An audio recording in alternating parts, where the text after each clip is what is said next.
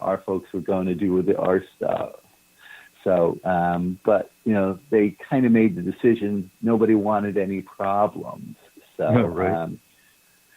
But I mean, there is, like I said, is even when you're doing astral projection, working with a lot of the entities, it can be very traumatic for people. And this is one of the things we do in the training is we try and give people, heads up.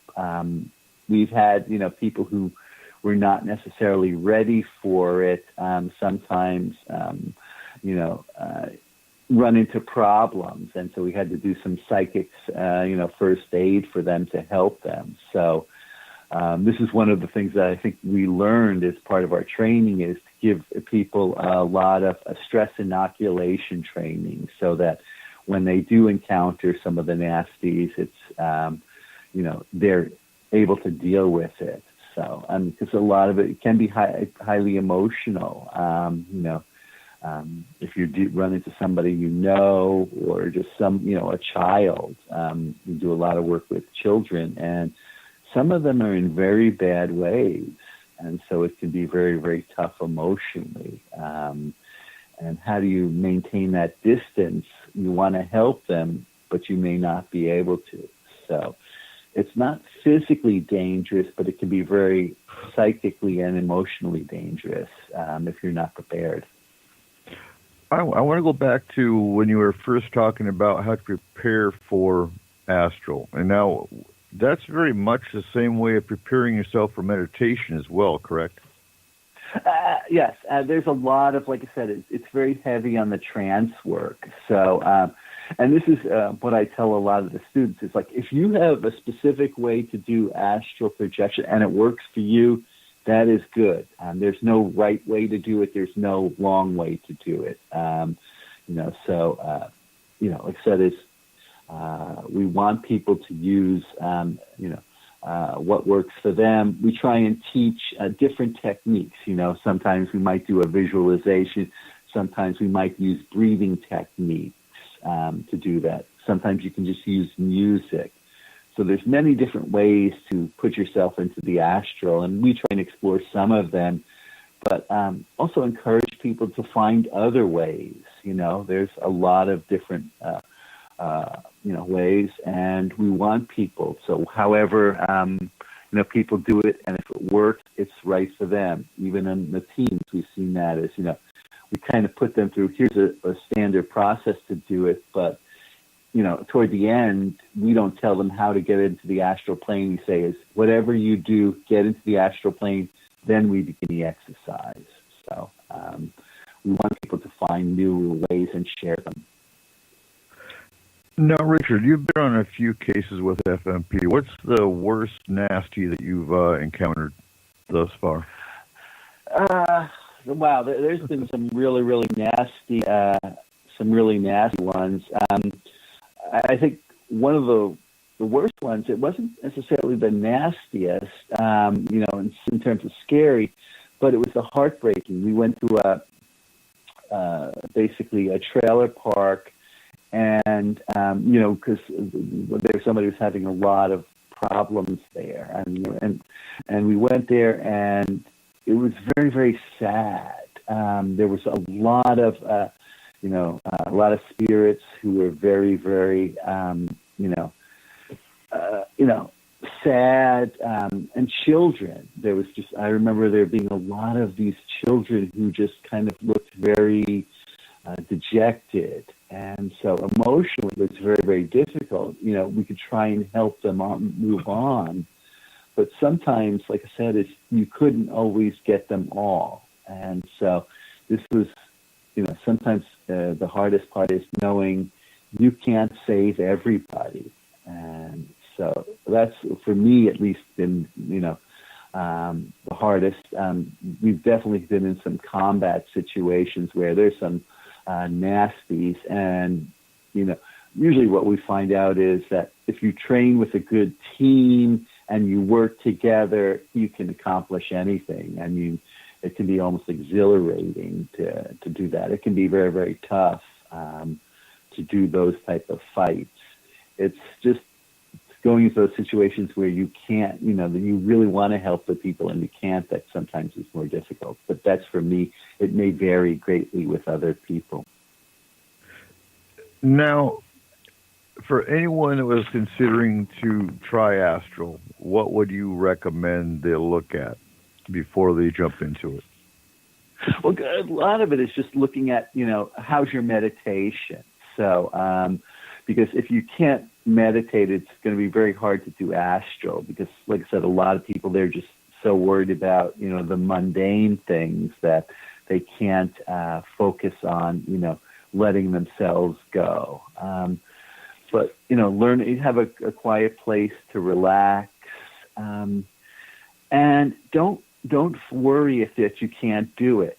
That's the whole, so a lot of times people end up really saying, I can't do it. I'm worried about it. Just relax.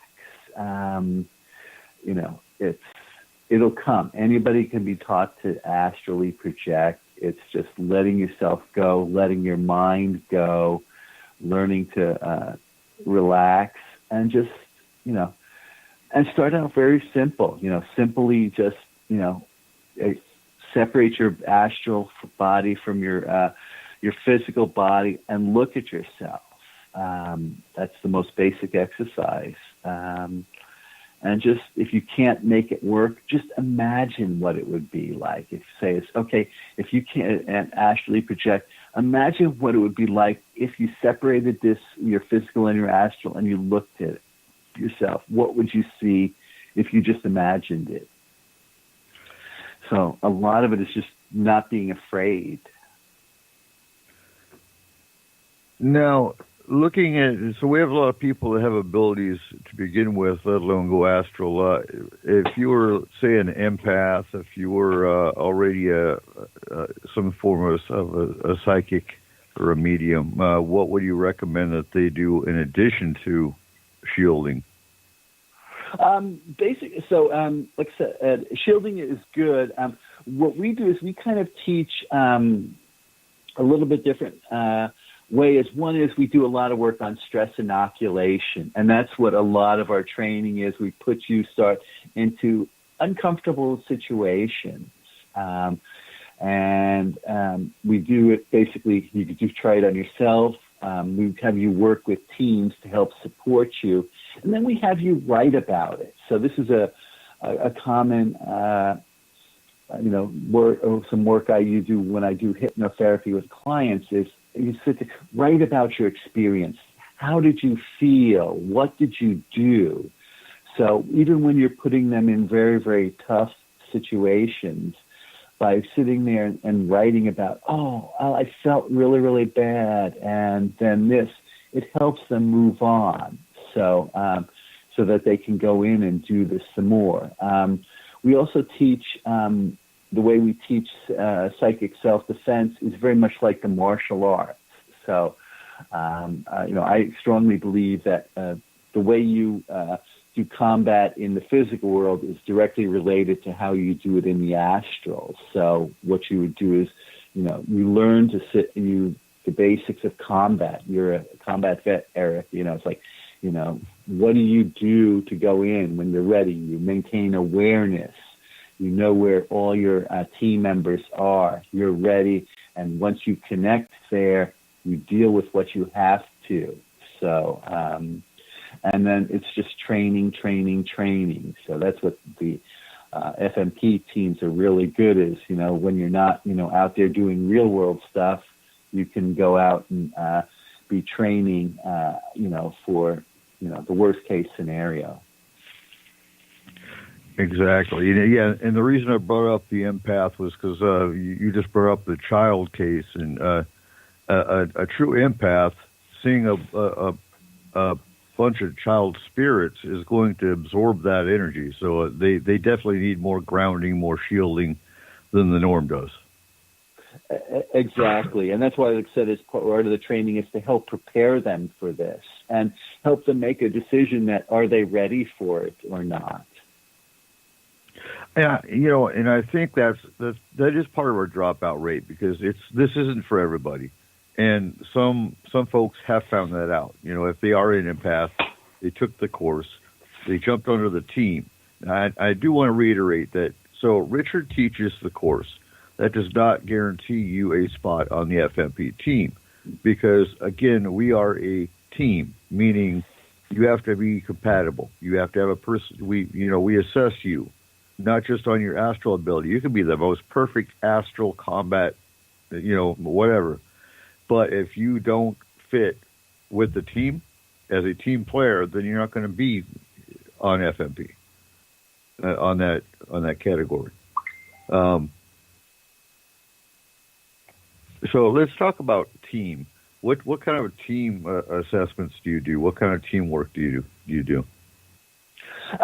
So this was, like I said, is that the teamwork has been one of the most difficult for a lot of people, especially people who are gifted, was because they're so used to working by themselves and doing everything. They're focused on themselves and what they want, and and this is why it's so important that we specifically recruit people who can work as a team. So one of the things, like I said, is after we teach some of the basic techniques it's just go to a specific place and work together, and so just we go to this, and then I make them both put together, a single report. What did you see? And sometimes different people see things differently, but you learn to work together and say, oh, I didn't see that, but that's great. So it gives you a much more holistic picture of what's going on with multiple people. So a lot of it is, one of our basic things is we just tell people, get together and schedule a time to go to this one location or something. And, some people, that's something some people that can be very difficult. It's like, how do you just go schedule a meeting? But this is something FMP people do it all the time. It's like, we're going to go off to, help this client. So we need to do a schedule, and it's learning to work people skills. You can be the most, skilled person, a great empath, but, if you can't work with people, as you said, you probably can't work on the teams, because there's a lot of dependency on each other, and just being easy to work with and being flexible is a lot of learning to do astral projection as a team. Exactly. Megan, you've been quiet over there. Yeah, well, I've been listening. So, and Richard is prior military, you're prior military, I think having a military background makes you the best fitted for this kind of a team. Would you agree?